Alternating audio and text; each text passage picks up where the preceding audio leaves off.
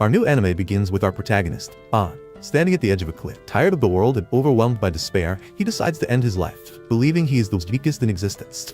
As he takes the fateful leap, we rewind to the past to understand how he arrived at this moment. An was once part of a party with two individuals, Zoid, a magician, and Jolene, a swordsman. Together, they descended into a dungeon to hunt monsters and earn money. The trio successfully defeated a giant rat, but the task of salvaging its valuable parts fell to An. As an appraiser, a low common class job, An was tasked with identifying and extracting useful materials. Zoid mockingly referred to An as a trash picker, a term commonly used to demean appraisers. In this world, one's status and future are determined at birth. The goddess of light grants individuals their job, while the goddess of darkness bestows their skills. While skills can be trained and leveled up, the assigned job is permanent and passed down through generations. The society is divided into three classes: rare classes like merchants and strategists, high common classes with combat roles, and low common classes, which include appraisers and farming-related jobs.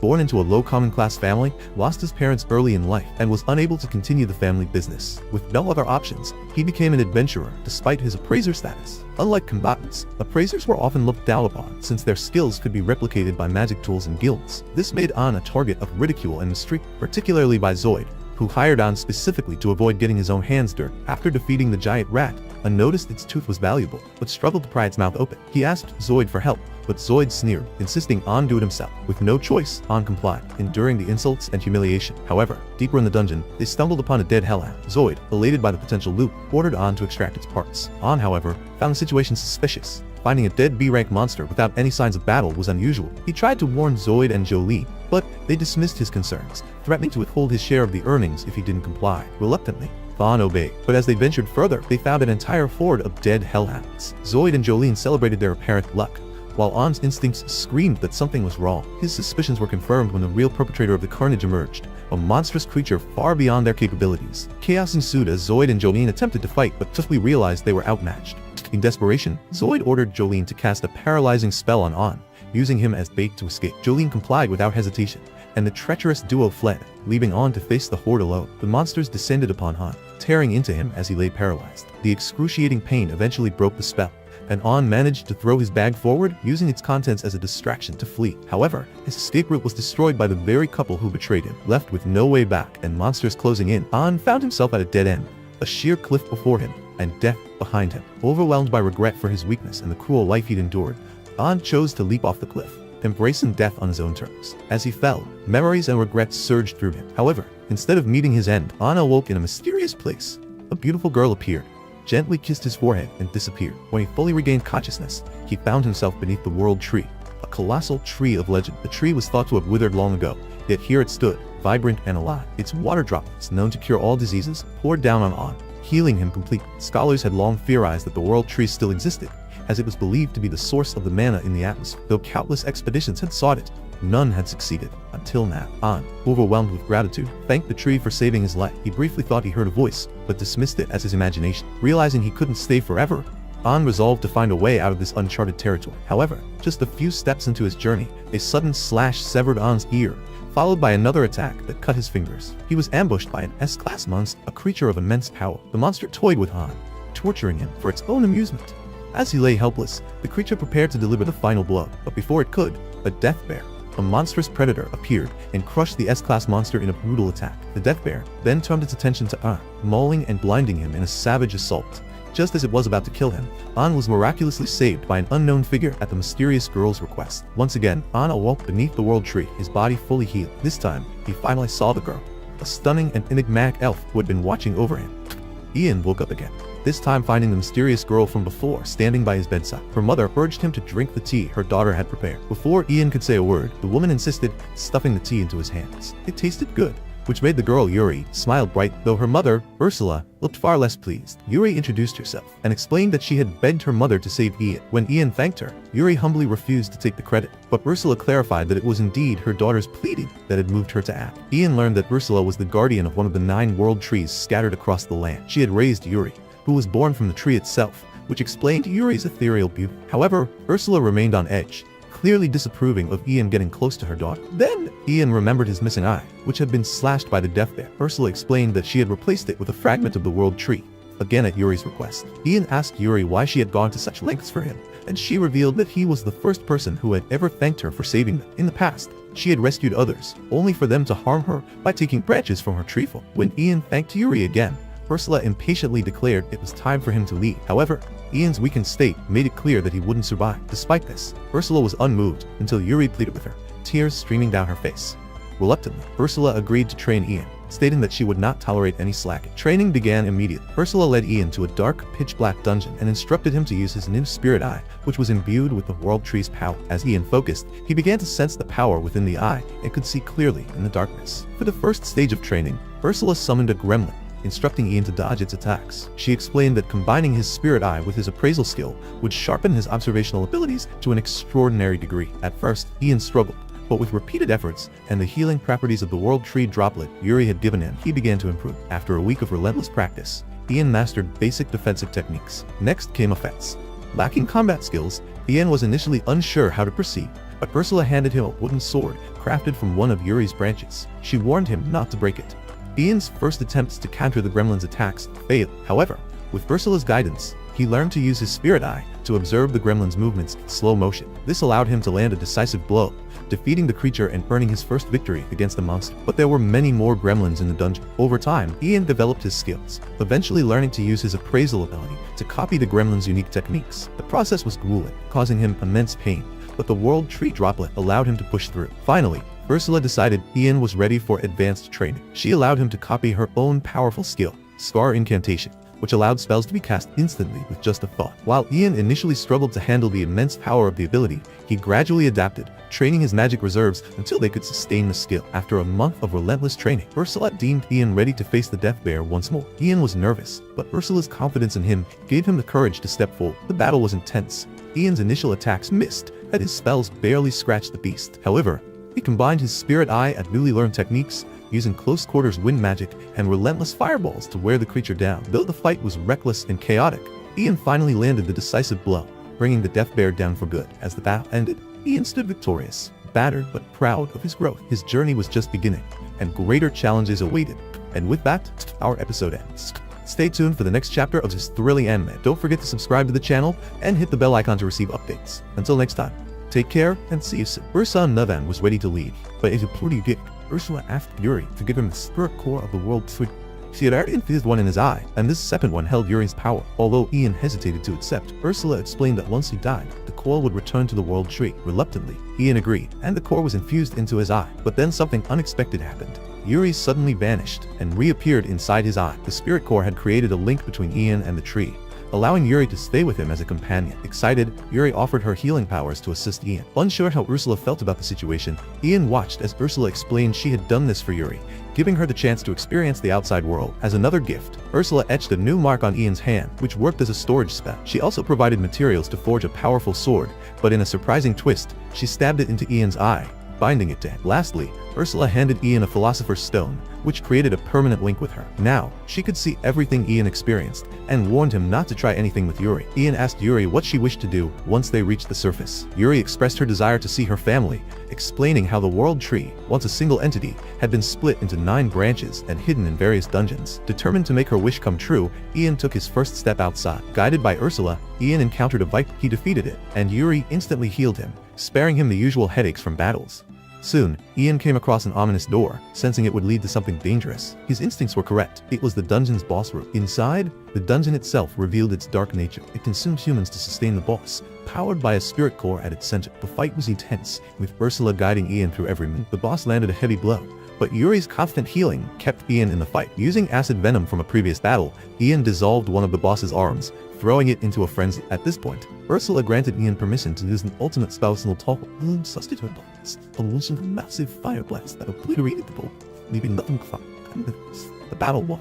Ursula exalting the speed, looking as its similarity to the Red Tree Core. She offered to use it to enhance Ian's powers, and he agreed. With the core's infusion, Ian's eye evolved into the Spirit God Eye, capable of further leveling up by absorbing labyrinth cores. The dungeon sealed itself, ensuring no one could reach the World Tree again, allowing Yuri to live in peace. Finally, Ian and Yuri stepped into the outside world. Meanwhile, in a tavern, Zoid entertained the crowd with a dramatic tale of how he heroically sacrificed himself as bait to save Ian. However, Ian arrived just in time to expose Zoid's lies. Furious, Zoid claimed Ian couldn't have survived, but the crowd noticed Zoid's rage seemed out of place. Ian revealed how Zoid and Jolene had paralyzed him and left him for dead. The crowd turned against Zoid, but Ian stopped. He acknowledged that if Zoid hadn't abandoned him, he never would have met Yuri and Ursula. Thanking Zoid, Ian left the tavern. Ian soon ventured into another dungeon and acquired its core to level up his army. Though there was no sign of a world tree, Ursula accepted this, understanding that finding the world tree wouldn't be easy. Yuri remained hopeful. During their journey, they heard a woman's voice rushed out. Monsters were attacking a group of survivors. Ian and Yuri saved everyone still alive, but one of them, a young woman named Claudia, instantly fell for Ian. Embarrassed, Ian asked her companion Jasper to intervene, only to learn he wasn't her brother. Jasper introduced himself as the head of J Trading Company, and Claudia revealed herself as the third princess of the kingdom. Grateful for their rescue, Jasper invited Ian and Yuri to his manor. Claudia, still smitten, boldly declared her interest in Ian. To deter her, Yuri claimed to be Ian's wife, but Claudia wasn't discouraged, suggesting she could become his second. While Yuri was flustered, Ursula found Claudia amusing, thinking she'd made a new friend. At the manor, Jasper revealed his true intentions. He recognized the spirit core in Ian's eye and recounted the legend of the world tree's power, which was used to seal away the demon. Jasper wanted the spirit core to protect it in his collection. Though Ursula considered the idea, Ian refused. Instead, they decided to remain friends. Before parting, Ian asked Jasper about other spirit cores. Jasper shared what he knew, but the location he revealed was highly dangerous. With their next destination set, Ian and Yuri prepared for the journey ahead. Ian hurried over, knowing that Yuri's sister could be here. Since Yuri is a world tree, that meant the other world trees were her siblings. However, he quickly hit a dead end. Ursula, unfazed, told him to touch the wall. It was actually a gateway into the dungeon. The dungeon had its own atmosphere, but Ursula immediately saw through it. It was just a high-level illusion, though an incredibly massive. Meanwhile, Yuri's sister Pina had already noticed their arrival. Yuri was eager to meet Pina immediately, but Pina, being her usual mischievous self, insisted they reach her by making their way to the end of the dungeon. She claimed she couldn't leave her place, so they had to come to her instead. The only issue? Pina had personally set up countless traps throughout the dungeon. It was a dangerous path, and she was particularly worried about Yuri's boyfriend. Yuri blushed at this, but Ian was more than ready for the challenge. Confident in her traps, Pina took a front row seat, fully expecting to enjoy the show. However, Ursula warned Ian about the dangers ahead, and he decided to speedrun Pina's trap game. To Pina's horror, Ian blazed an angry act to go with him. Pina, watching helplessly, pouted as all her hard work was destroyed in an instant. Yuri still believed her sister was just doing playful.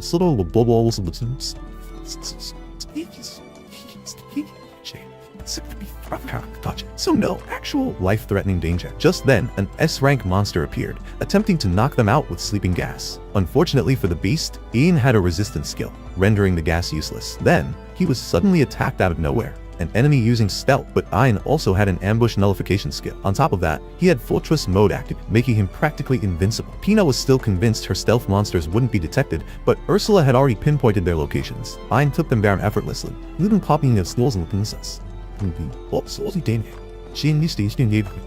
They died instantly. Realizing there was no stopping Ian, Pina slumped in defeat. Meanwhile, elsewhere in the same dungeon, Zoid, the notorious backstabber, was fuming. Ian had survived and exposed his betrayal to everyone, ruining his reputation, making things worse. Zoid is fine, plead the victim, pleading Zoid had forced her to paralyze her.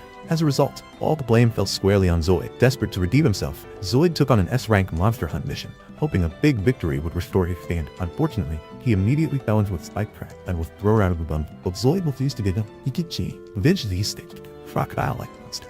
Way out of his lane. Lena, his companion, told him to just give up. But even after the monster crushed his hand, Zoid refused to surrender. That's when Ian showed up. In a single swing, Ian effortlessly killed the monster. Zoid was in shock. Ian, however, simply healed Zoid, knocking him unconscious and asking Pina to eject him from the dungeon. Finally, Ian and his team reached the boss chamber. The only way to meet Pina was by defeating the fan boss. However, defeating it would also seal off the world tree. Ursula reassured Ian that as long as the dungeon core remained intact, they wouldn't have any issues.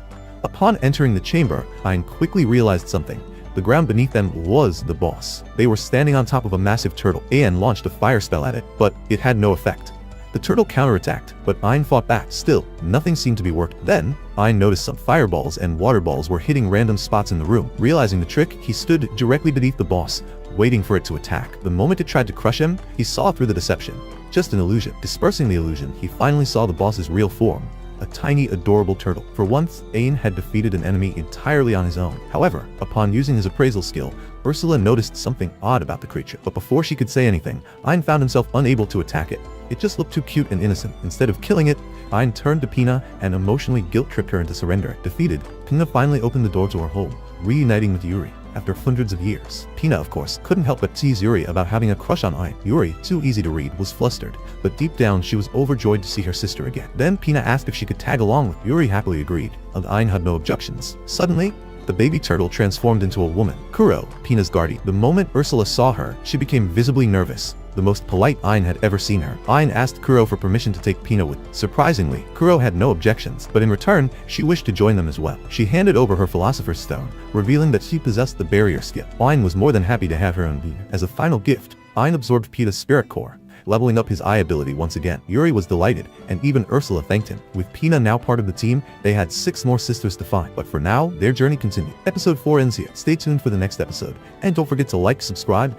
Takumi is unexpectedly summoned to another world, finding that class. Nolan then implants the job into his soul, along with several other beneficial blessings. She sends him on his way, forgetting to provide him with any tutorials. Takumi decides to head to the nearest village. On his way, Takumi stumbles across a stick lying in the path. Using his appraisal skill, he identifies it as Trent Wood, a material useful for crafting magic staves, power gathering useful in his bag. Suddenly, a young girl runs to Takumi, soon sees a massive horned rabbit charging toward them. In a panic, Takumi attempts to defend himself, but in an accidental twist of fate, he ends up stabbing the rabbit in the head, killing it instantly. Surprised by his victory, Takumi realizes it was due to luck, not skill. As a result of the encounter, Takumi gains the job title of Warrior, a class he didn't want. After ensuring the girl Molly is unharmed, Takumi learns she was out gathering herbs where she wandered too far from the village. Takumi, feeling it would be wasteful to leave it behind, stashes the rabbit in his item box.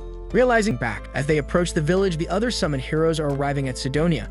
Confused and disoriented, they are introduced to Empress Elizabeth, who tells them they have been summoned to save the world. However, one of the heroes, Akana, feels instinctively that Elizabeth cannot be trusted, as her gut tells her the Empress is deceptive. Meanwhile, Takumi and Molly arrive at the village where her parent, as he has nowhere else to go. The couple welcomes him but excluded, thanks to his skills in carpentry, blacksmithing, and sewing. Takumi then decides to practice his iron ore into Yusubana, leading him to nearly pass out. He's saved by Martha and Banga, who give him a recovery potion. Despite their warnings, Takumi continues to experiment with his alchemy skills, eventually making useful tools and weapons. Later, Takumi asks Banga for some basic potions to use as templates for his own creations. After making his own potions with herbs he collected, he compares them to Banga's potions. Takumi's version appears more magical, but unsure of its effects, he tests it by building poison tolerance, consuming the potion until he nearly dies, then healing himself. One day, Takumi encounters a massive boar and a poison spider. The boar charges at him, and despite his attempts to defend himself with magic and a spear,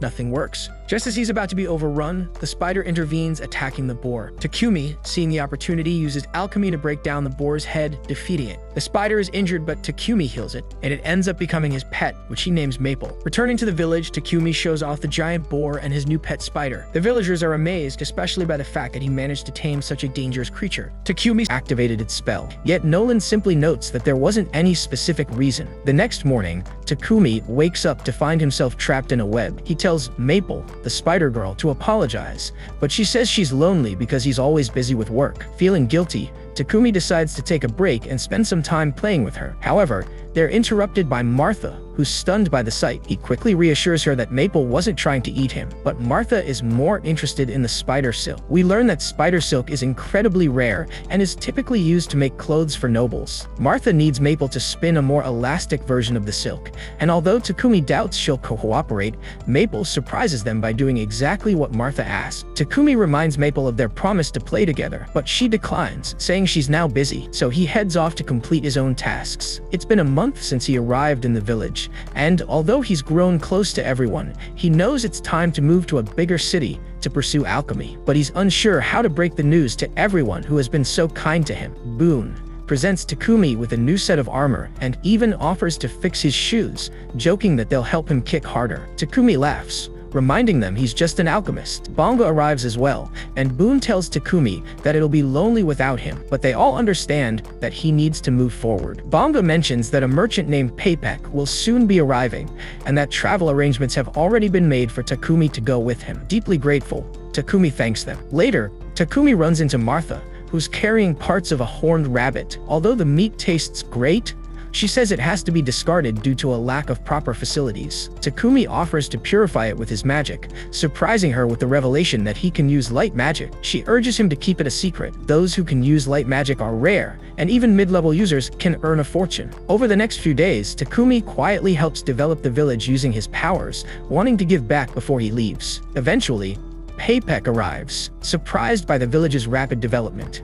Banga introduces him to Takumi, and before they leave, he gives Banga a healing potion, one of 100 he left at Takumi's home. Martha and the villagers gather to see him off. They present Takumi with a cloak made of maple silk. Touched, he promises to treasure it. Paypek notices Takumi's deep bond with the villagers. One of his guards, Heath, is moved to tears, while another, Real, teases him for acting like an old man. Paypek introduces them as the Lion Fang adventuring party, and Takumi realizes they're his escorts. The group asks Takumi about his luggage, and he mentions he has a pet spider. When they peek inside, Maple surprisingly warms up to their third member, Bogar, making the rest jealous. Amid the laughter, Paypek asks if Takumi has more potions for sale, but before he can respond, the carriage suddenly halts. They're ambushed by goblins. The Lion Fang members spring into action, excited to deal with the monsters.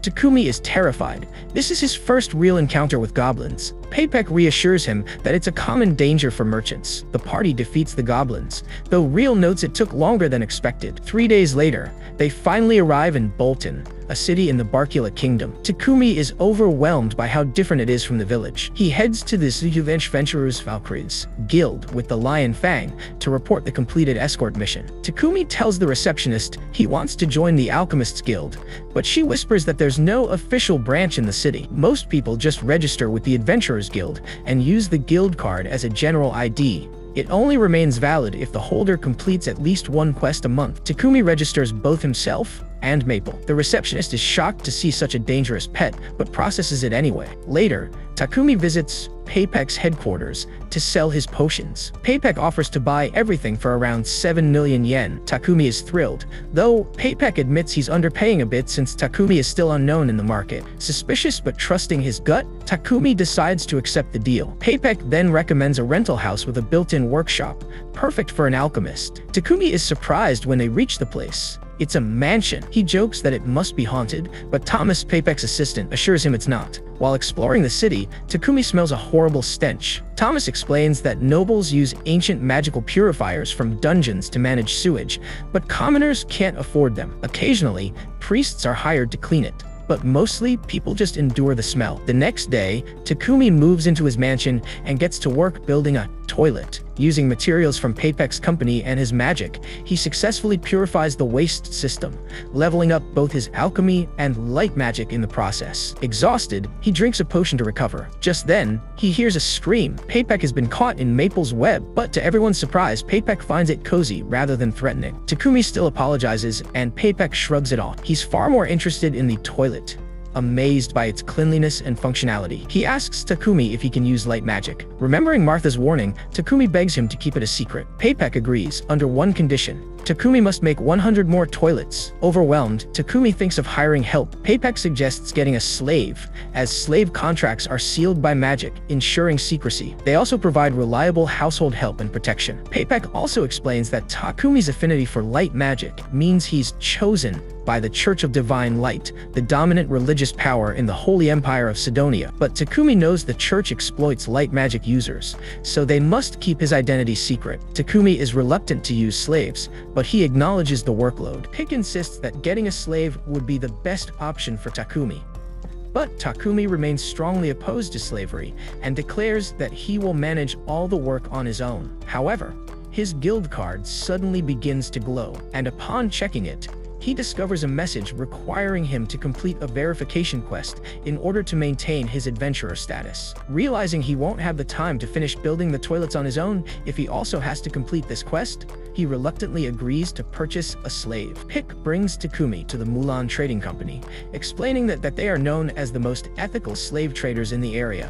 While Pick goes to negotiate with the owner to secure a good deal for Takumi, Pick introduces Takumi to Mulan, the owner of the slave trading company, informing her that Takumi is interested in purchasing a slave, although he notes that Takumi was quite hesitant about the idea. Curious, Mulan asks Takumi if there's a particular reason for his reluctance. Takumi explains that in his homeland, the practice of buying and selling people was abolished long ago, making it difficult for him to come to terms with it here. Mulan acknowledges his concerns, but reassures him that in this land, the rights and privileges of slaves are at least maintained to a certain degree. She explains that the owner is responsible for providing the slave with essentials such as food, clothing, and shelter, while the slave is expected to fulfill specific duties outlined in their contract. The contract also includes a clause that prevents either the master or the slave from causing lethal harm to the other. Takumi finds this arrangement reassuring, as it essentially turns the slave contract into something resembling a regular job with clearly defined rules. Mulan continues by describing the different types of slave contracts. Some people become slaves due to debt and are contracted until they earn enough to repay what they owe. Permanent contracts are typically assigned to criminals or war captives as an alternative to execution. However, many slaves are people who were illegally forced into slavery by bandits. Pick suggests that a war slave would be the best choice for Takumi, since they cannot leave their master without permission. Although Mulan can arrange for this, she asks why it's so important for the slave to be bound in such a way. Pick starts to explain Takumi's exceptional production skills and the need to protect his secrets, but Mulan insists on hearing the reasoning directly from Takumi.